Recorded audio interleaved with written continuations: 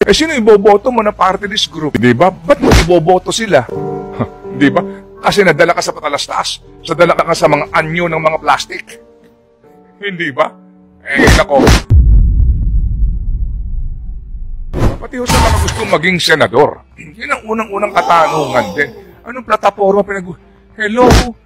Puro pagbabalat kayo po yan. Puro pangako po yan. Ang unang tanong natin, ano ba ang business interest mo? Ano ba ang sitwasyon mong pinansyal ngayon?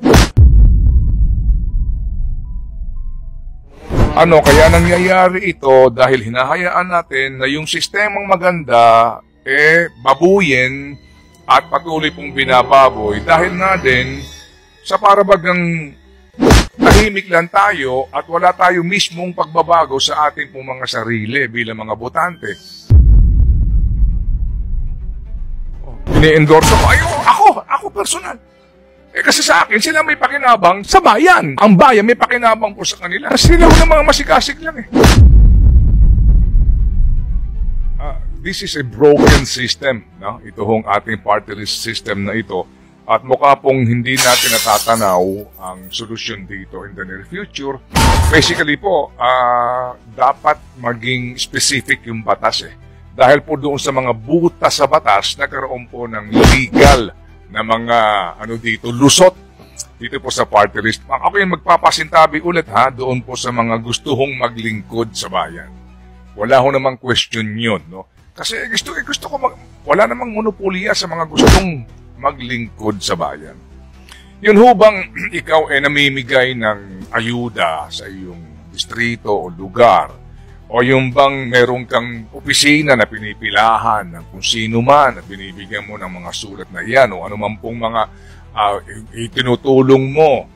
Diba? Lingkod yun. Paglingkod yun. Fine. Pero higit doon, ano pa ang ginagawa mo? Diba? Kaya nga sabi ko, uulitin ko, ewan ko lang po kung papayag nga itong ating... Kasi ako, sa amin dito, nung last eleksyon sa pangpanguluhan, yun talaga binigyan po namin ng space para po sa pag-guest ng kandidato.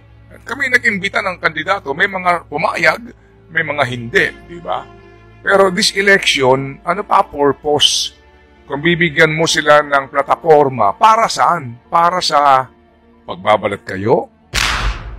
With all due respect, kasi kanya-kanya naman po ng format yan at panuntunan yan eh.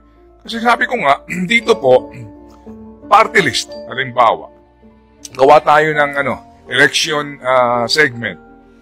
O sige, sa lahat na tumatakbo sa party list, gagas namin kayo dito. Pero wala kayong control sa katanungan namin. Kasi ang unang tanong ko sa inyo, ano ba business interest mo at ng iyong pamilya? You know, first, para namang yan, Ted? Para namang walang presumption of regularity. Para namang pinagdududahan mo ang lahat. Palagay ko. Dapat sa panahong ito, tanggalin na po natin yung presumption of regularity. Kasi irregular na po ito eh. Hindi ba? Ang unang katanungan mo dito, ano ba interest ng pamilya mo? Di ba? Ano ba interest ng pamilya mo? Yung business interest, yun ang unang-unang katanungan.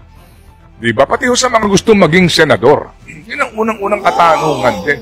Anong plataforma Hello? Puro pagbabalat kayo po yan. Puro pangako po yan. Ang unang tanong natin, ano ba ang business interest mo? Ano ba ang sitwasyon mong pinansyal ngayon? Ayoko na pong balikan po yung ating komentary po kahapon. But basically po mga kapatid, sa isyong ito, kaya nangyayari ito dahil hinahayaan natin na yung sistemang maganda babuyin at patuloy pong binababoy dahil nga din sa parabagang tahimik lang tayo at wala tayo mismong pagbabago sa ating pong mga sarili bilang mga botante.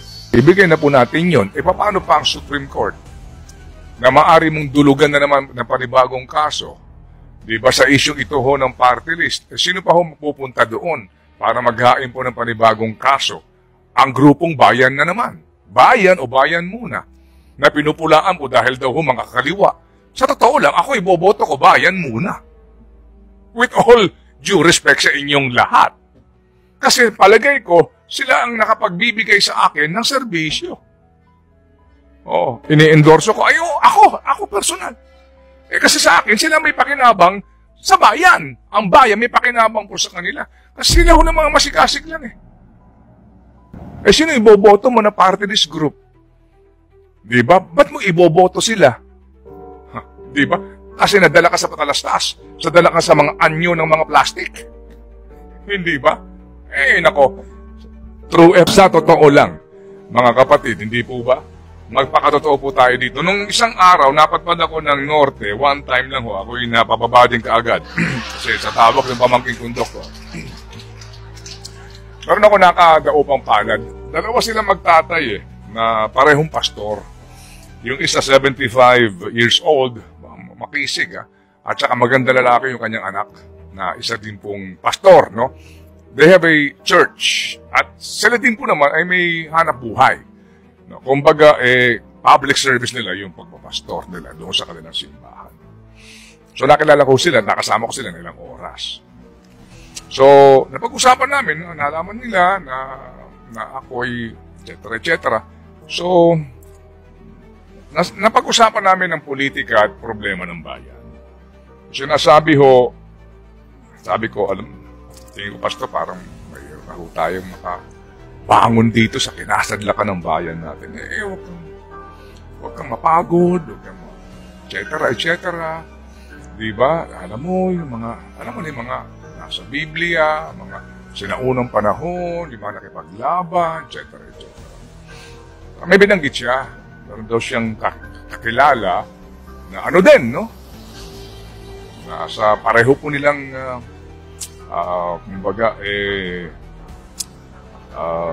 vocation. Kausap po siya ganito. Meron kaming pinag-uusapan na tungkol dito sa bayan, etc.